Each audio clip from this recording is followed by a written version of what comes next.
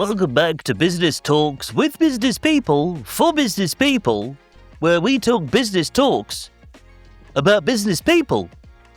This week we're taking a deep dive into the digital transformation in a post-pandemic, post-SaaS landscape. My next guest needs no introduction, but I'm going to spend the next 4 minutes doing so anyway, because that's what we do on B2B podcasts. Cut it. The whole thing. Cut. Nobody will buy from you with this podcast. You've just made something tedious. Barely anyone will listen or watch. Welcome along to B2B Podcasting Insights with me, Neil Velio, the founder of Podknows Podcasting, a podcast agency which helps brands and solo operators, solopreneurs, whatever you want to call them, lonely old business folk, so they can get better results from their podcast.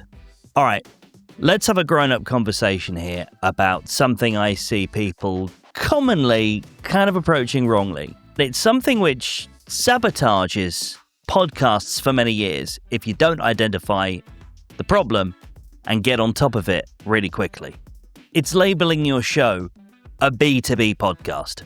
I know, bit of a weird thing to pick a fight with, isn't it? Especially as this show is called B2B Podcasting Insights. Trust me, that's a search-friendly term only for this show. And I'm going to get to exactly why that is in a moment. So stay with me. Now, somewhere along the way, B2B podcast stopped meaning a podcast made by a B2B business for B2B buyers. And it actually started meaning something a little bit more specific.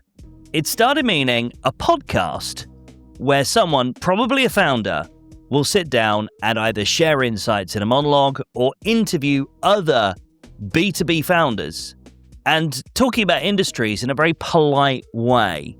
Not particularly meaningful, very balanced, very considered, very press soundbitey.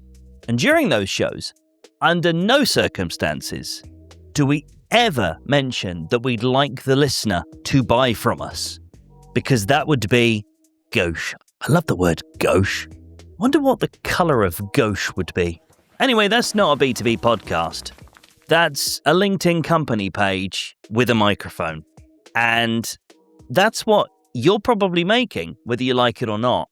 The thing that you should be making, and the thing I'm going to make the case for over the next few minutes to you directly, is a sales podcast. Now, note, I said sales podcast, not salesy podcast. Let me be clear here. I'm not talking about a pitch fest. I'm not talking about a weekly advert or fortnightly advert or monthly advert, depending on your cadence, that mentions your services and your brand and your business every 2 minutes.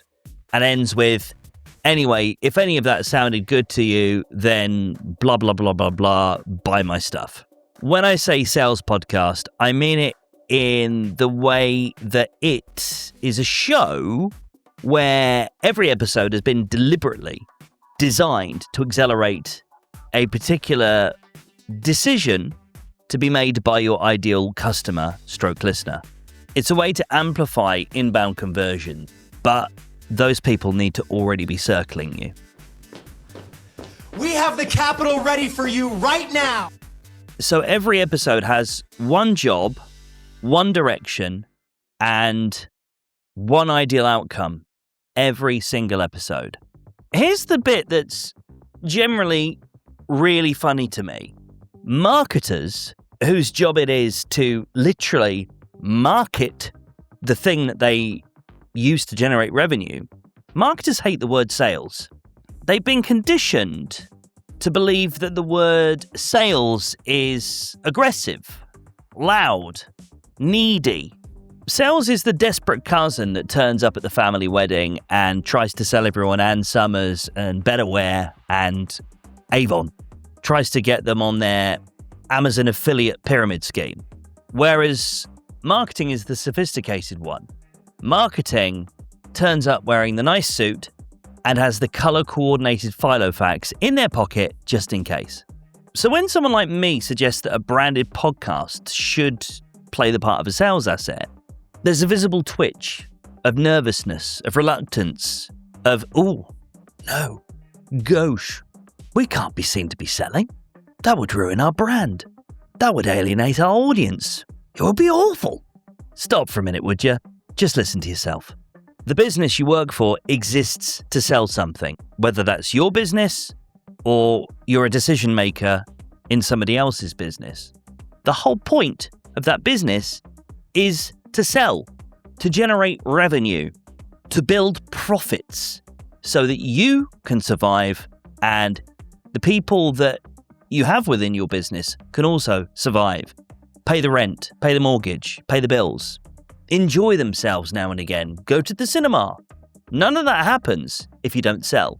And every piece of content that you produce within that business, whether it's this podcast or a YouTube or social media or your newsletter, all of that is produced ultimately in service of that end. And pretending otherwise is not being high-minded.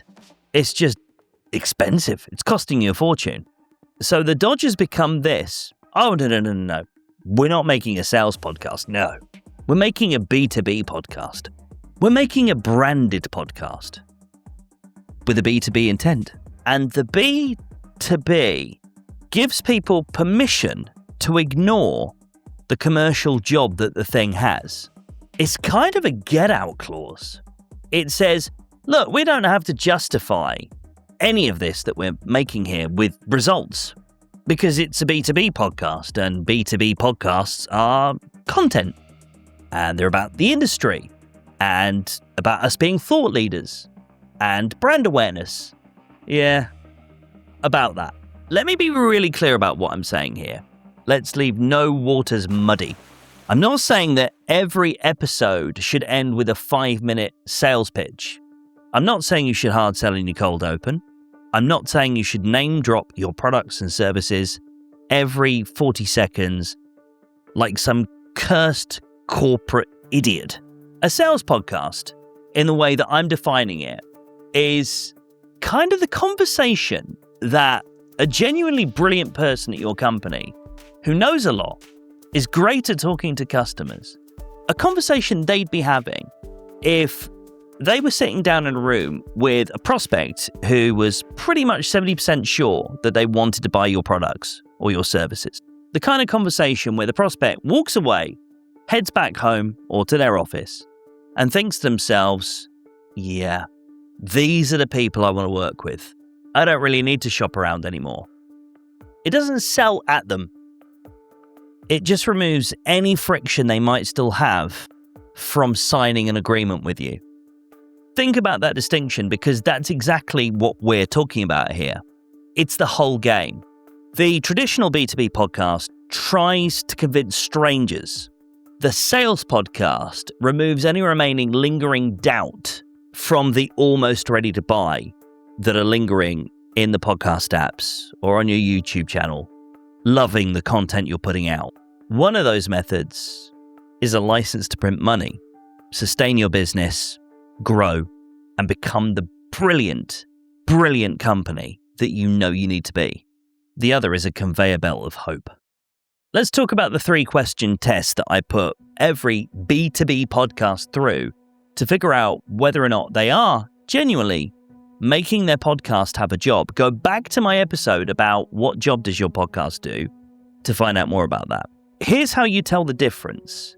Take your last 3 episodes, your most recent 3 episodes, not what you plan to record, but what's already out there in the RSS feed, on Apple Podcasts, on Spotify, and ask yourself these 3 questions. 1, does this episode serve a specific buying trigger? Not a topic, not a theme, a buying trigger. A moment where a prospect has thought to themselves, oh God, yeah, what I was doing isn't working. I really need some help. If the answer is, kinda, maybe, in a general way, then it's a no. Question 2. Could a prospect comfortably bring an episode of yours into an internal conversation within their own business where they're talking about buying something Could they present that to their boss and say, this is why I want to hire these people? Or would that feel embarrassing for them because the episode is too generic, doesn't get to the point, it's kind of meandering, and it's too light and too safe to be quoted by any decision maker as evidence of a reason to buy? Question 3. By the end of the episode, is the next step obvious for them to take? Is it clear? Is it singular? Not check us out on our website, not follow us on LinkedIn, just one clear place they need to go to find out more, take that next step in their relationship from being an anonymous listener or consumer of your content to someone that could be in a position to reach out and buy. And does it give them a reason why they need to take that next step with you now? If you've answered with yes 3 times, you've got a sales podcast. Well done. 2 or fewer, and you've got a pretty wishy-washy industry podcast, a B2B podcast, in the truest sense of the word, that's just operating very politely and doing not very much at all for your business. By the way, if you want to run this test for yourself properly across all the questions I've shared and more, I've built a 1-page self-audit for you. I'll give you more on that in a minute. Here's the thing, when you start building episodes with this in mind, with this outcome designed in the process, when you accept that your podcast's job is to accelerate inbound conversions for those people who are already in your circle, then the whole thing changes for you. And I don't just mean the content, I mean what happens with and around your podcast. Your sales team starts using it confidently, adding it to email signatures, sharing episodes with would-be prospects they want to get on the phone or in email. It becomes a specific sales asset, a weapon. You mentioned on our call last week that you are struggling with X. Episode 11 of our podcast actually covers this off. That's the sales podcast earning its keep. When you know that your podcast is working, your prospects start quoting it back to you. I listened to your episode about why, and that's exactly what we're dealing with. When can we sit down and have a chat about this? When can we start? That's a sales podcast doing the job. And it's the same as essentially doing the job of having 3 discovery calls in 1 hit. Just 1 download. Just 1 listen. If this is working, then your marketing team stops panicking about reach and starts paying attention to the behavior of customers that are getting in touch. Who's binge listening? Which episodes are being shared? Inside the prospect's own company. Which ones are being quoted back on our sales calls? That's a signal. We talk about signals all the time in marketing. It's a real signal. It's not a download. It's not even a listen. It's a signal. It's evidence of customers wanting to buy from you. And here's the thing that really matters that nobody considers when they're just churning out content that they're calling a B2B podcast. Your close rates change. Not because the podcast is converting cold strangers. No, it isn't. It's not meant to. If your podcast is doing its job, it's nurturing people from the top all the way down to that sales conversation. But if it's working, by the time that a prospect gets in front of your salesperson, a huge chunk of the heavy lifting is already done. They've heard you think, they've heard what you got to say about matters, they've heard you disagree with industry consensus. It's a big part of why my show works, the one you're listening to right now, because I don't go along with the industry norms. I challenge them. It doesn't make me popular, but it does mean my prospects totally trust that I know what I'm talking about. If they've heard you be specific about a problem that they're currently in, they're arriving pre-sold. That's what inbound conversions actually look like when your sales podcast is doing its job and working properly. Not a flood of cold leads, a steadier, shorter, high-quality pipeline where everyone who's showing up is already sold, or at least halfway to signing with you. Here's the awkward bit that nobody wants to admit. Most B2B podcasters aren't accidentally failing to do this. They've been built on purpose in a way that makes it impossible. They've been built to avoid looking too commercial, to avoid upsetting anyone, to avoid having a point of view strong enough to stand for something and actually move anyone off of a fence. And the result is exactly what you'd expect in that scenario. A show that nobody hates, which is also a show that nobody buys from. If your podcast wouldn't make anyone in your industry slightly uncomfortable, it's not doing its job. Here's the way to look at it. If it couldn't possibly ever cost you any deal, then it's definitely also not winning you one. A sales podcast has a spine. It takes a position on things. It names a problem specifically enough that the right listener feels seen and heard, and the wrong listener moves on, blocks you, and ignores you for life. Great. We didn't want them anyway. It's not a bug in the matrix. It's the whole damn point. I hate your podcast! Whoa. Each episode, I answer a question that's landed in my inbox from someone running or launching a B2B podcast. You can send yours to neil@podknows.co.uk. That's neal@podknows.co.uk. This one's from Gareth, who runs operations at a B2B services firm in Cardiff. He says, Neil, I'm recording my first episode next week and I'm already losing sleep about it. Every time I do a practice take, I freeze the second the red light comes on. Any advice before I completely embarrass myself on my own podcast? Gareth, first of all, breathe. Secondly, the nerves aren't the problem here. The cause of them is you're nervous because you're trying to sound like a podcaster, and we can tell. Everyone starts out doing this. You got a voice in your head that's this like weird hybrid of every presenter, every podcast you've ever heard, and you're trying to merge them all together and make your own version of that. Don't impersonate people. You're not Stephen Bartlett or Joe Rogan. Thank God. You're Gareth from Cardiff, who knows his industry inside out, and that is the person that people are going to press play to hear, not an imitation. 2 practical things for you. Number 1, before you record, pick someone real, like a colleague, a mate, a client that you actually like, and pretend you're explaining the thing to them, not to a general audience. The audience is a collective made-up noun that makes you go weird on a microphone. A specific person in mind doesn't. Number 2, stop listening back to the first 30 seconds of your takes, then the worst 30 seconds. I'm serious, that's where everyone sounds awful, including me, more than 20 years in. At that point, you're still getting into your stride, getting into your flow. Start your listening back from about minute 2. You'll realize you sound better than you think. Oh, and the final thing. The red light doesn't know anything about you. It's a diode. It can't judge you. You're allowed to ignore it. Quick tip for this episode, and it's about your cover art. Your podcast cover art is not a logo. I see this constantly. A B2B company shoves their logo on a podcast Canva slide and calls it the podcast cover.